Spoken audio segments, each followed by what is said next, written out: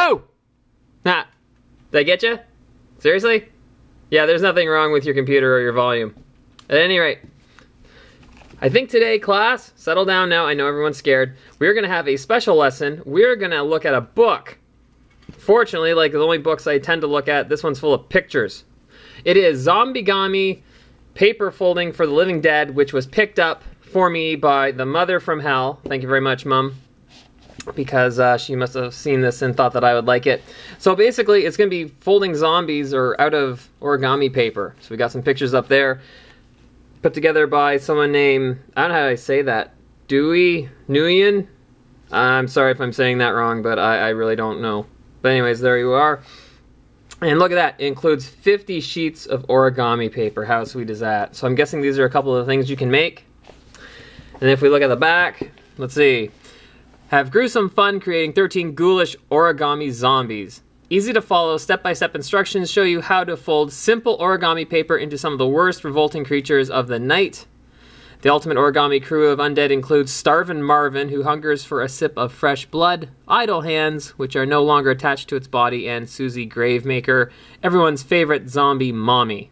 Zombigami includes 50 sheets of origami paper, tips for customizing your zombie creations, plus full-color tear-out posters. Woo! Of all 13 zombies.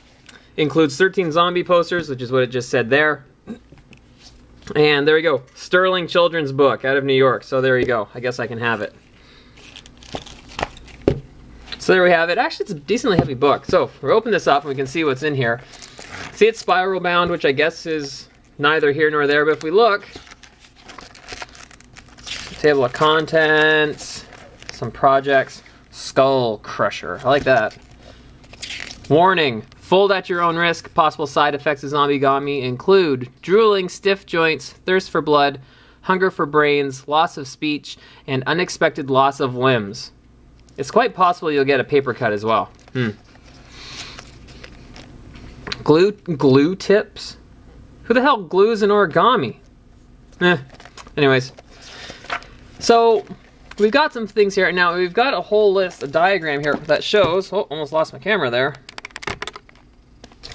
The legend for the different lines that shows for how to do the folds, and here we've got the basic folds on there and a few more. We're going to flip through a few of these pages. Now it has some base folds, and what's going to happen is when you're trying to make some of these things, there's kind of a starting point and it's not the flat piece of paper. So it shows you a few of those, and then we get into some of the individual zombies you can make. So you can make a skull crusher. I think that's supposed to be a head with an axe in the top. And you can see the instructions here to go through it. We're going to skip over some of these. Starvin' Marvin, that was one that was described before. I don't even know what that's supposed to be, but that one looks complicated. Reanimator. I think that was a zombie movie, wasn't it? Reanimator? Anyways, keep going. So there we go. And make a coffin, and then I think there's something to put in it. And we've got all the instructions for it.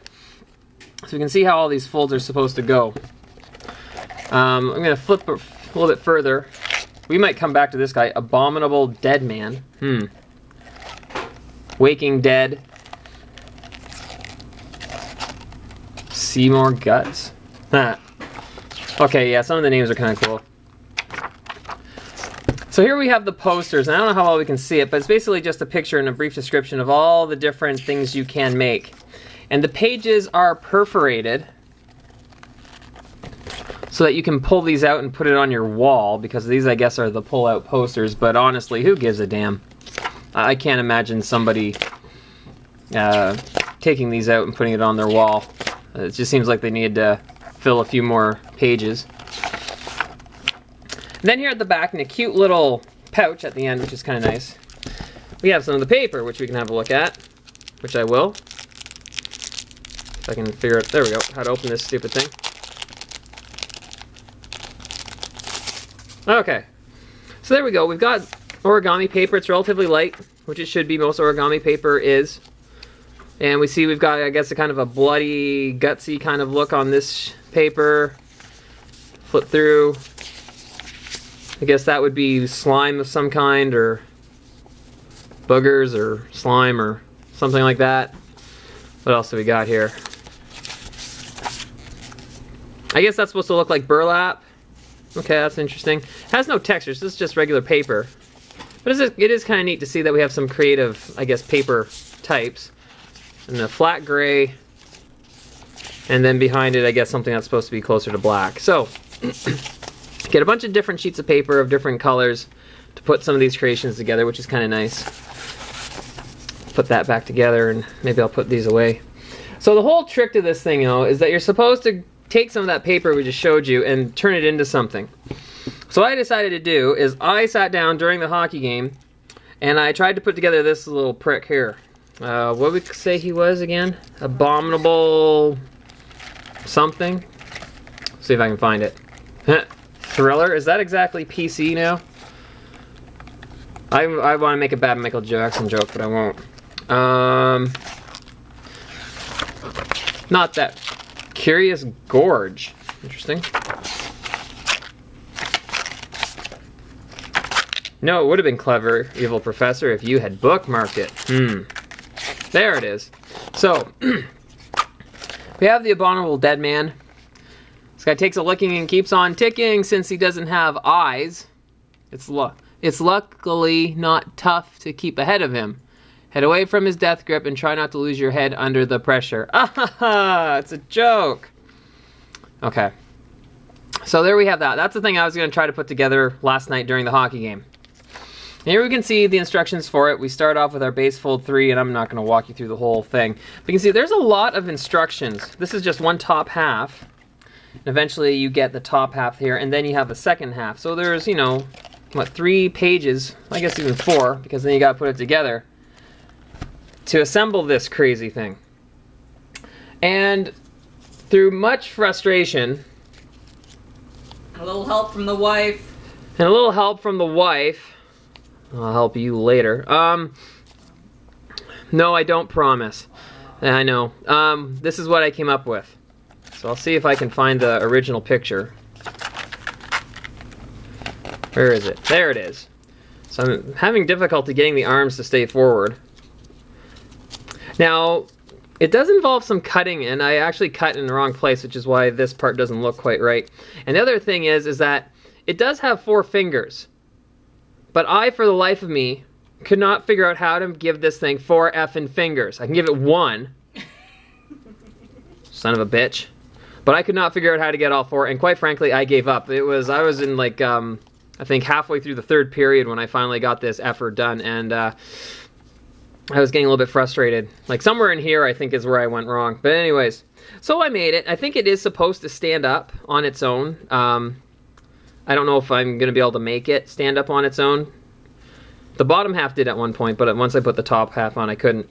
It took a long time to put this together, and it was really tough. Now, I have done some paper folding before. I can make a crane, and I can make a rabbit, and a couple of other things. So I'm not like totally fresh to the idea, but this was pretty tough. When it says in the instructions that you could, you know, this is simple and easy and pick it up and do it, yeah, whatever. Don't think so. You have to be pretty good at this kind of thing, I think, to really make something that looks like what they have there. I mean, it resembles it, but it was difficult. It was quite a chore to try to get this thing done. And I didn't even want to try any of the other ones. This one I picked because there was no gluing involved and only a few cuts that I would have to make. Because let's face it, once you cut something and you cut it wrong, you're screwed. If it's a fold, you can kind of fix it and go back again, but you can't do that when you cut the damn thing. So that's that. Now, as I said, the biggest thing is that they say it's easy. It's not. Unless you've done this sort of thing before, this is going to be a pain in your ass. And you're going to get very angry. You're going to throw shit at the cat. And then maybe your wife will come help you, and then it'll be the kind of that thing, it's sitting there right in front of you, you don't see it until someone points it out. But anyways.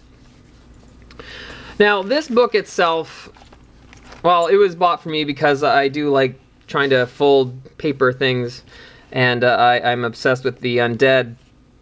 But really, you have to kind of be in that group of people. People who like zombies, people who like folding things, and that might be good for you.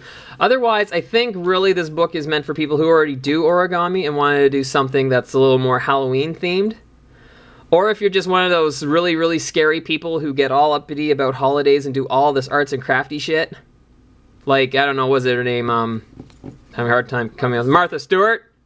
Wait for it. Okay, so would I recommend this book to other people? Honestly, unless you already like doing this stuff and you're pretty good at it, not at all. It's kind of neat, and again, people who know me think that it's kind of neat, and that's fine. For most people, I couldn't recommend it. It's not a bad book, it's just they say it's easy, and it really is not. It's not like trying to even fold a crane, which isn't that bad. If I were to grade this book, when I will, oh, you know what? Give it a grade of B. I mean, it's not bad. It's just, it's really hard to do origami stuff with picture instructions like this. If you're ever interested in that, just in case you are, it's usually best to see if you can find something, ironically, on YouTube or somewhere on the web where you can actually see someone making the folds, and it'll make it a lot easier to do. Like, if I had that for trying to do the fingers, it would have made it a lot easier for me to get through it. But the paper is kind of cool, and actually the paper is probably the best part. So anyways, I believe that is our Halloween-themed lesson for the day.